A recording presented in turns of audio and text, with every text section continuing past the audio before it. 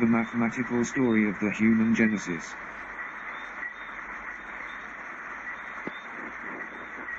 In the time before times, all of the spirits of those who live, have lived, and will live in the future, were present in the heavenly habitat. All was as one in peace and unity, until a demon viral storm struck in heaven, causing a substantial number of the spirits to fall to the infectious evils of negativity and nothingness, and forcing them to be placed into a safe place of quarantine outside of heaven.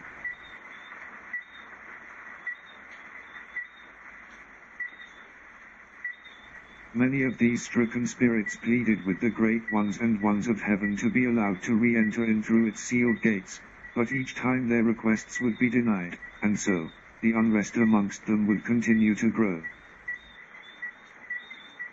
Finally, a way was found by the top medical physicians of heaven, through an operation that, if successful, would allow them to return back into their original heavenly abode, but there would be a big price to pay. They would have to turn their back on any thoughts of rebellion and submit to being put to sleep for the procedure, which would see their spirit body chopped in half on the surgeon's table. Half of the body would be kept by the spirit physicians for them to operate and take the virus out, but this would only be done if the stricken spirit could rid the other half of their spirit body of the virus for themselves, so that the spirit could be finally put back together, fully revitalized and ready to return home. The theater that would be provided for them to do this would be the physical world.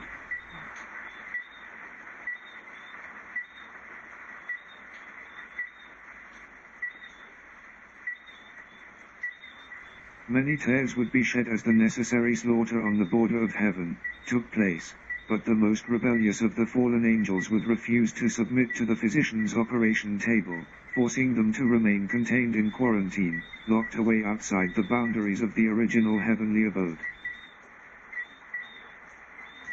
All of the stricken spirits who had submitted to the physician's operation table were placed into the new race of earth-dwelling Homo sapiens. Those who were most keen to submit to the spirit physician's knife were placed into the African continent, while those who were slightly more reluctant ended up being placed into Asia. The most unwilling of the stricken spirits who would eventually submit to the surgeon's knife were placed into the cold European continent. One of the spirit physicians had suffered from a weakness that could be called love or perhaps duty, and had shown sympathy towards the stricken spirits released out into the physical world.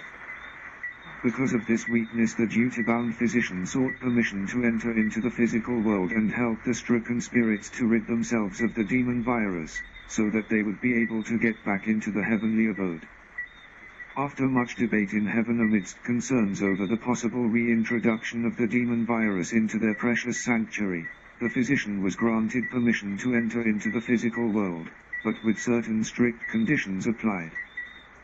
The physician would only be allowed to enter into the physical world in spirit form under a system of complete and involuntary obedience to order, offering their medicine to those that desired it and to no other.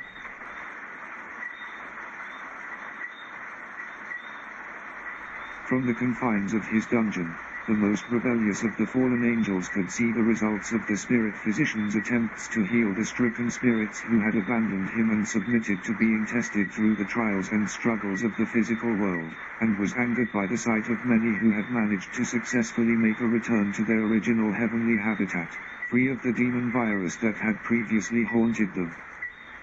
The fallen angel, filled with thoughts of revenge, began to search for a way to enter into the physical world, but without having to go under the physician's knife.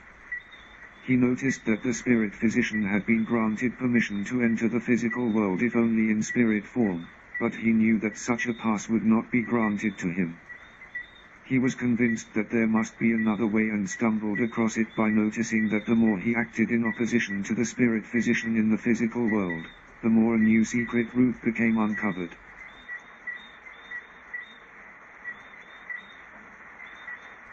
It would be neither physical life or in spirit form. His existence in the physical world would be in the imaginations of the living, where he would plant the seeds of doubts, fears, superstition and destruction, with no prospect of a return to his original heavenly habitat.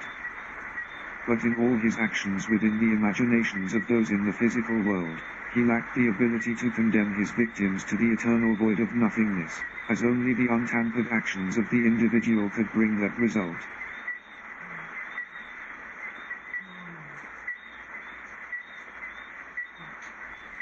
The most that he would be able to achieve would be to reduce them to the level of the creeping beasts of the land.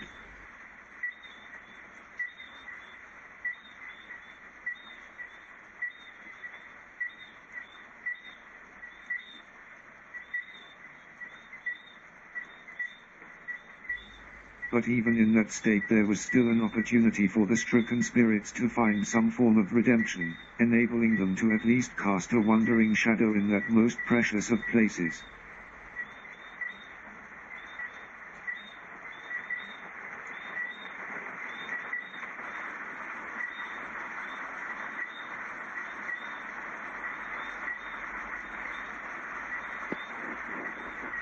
The rebellious fallen angel's full repentance at this stage, undoing previous actions against his victims, in favor of the spirit physician's methods, would be the only way for him to find his way back into the familiar but unwelcome comforts of his personal dungeon cell, where there would be no choice but to stay if still unwilling to submit to the surgeon's knife.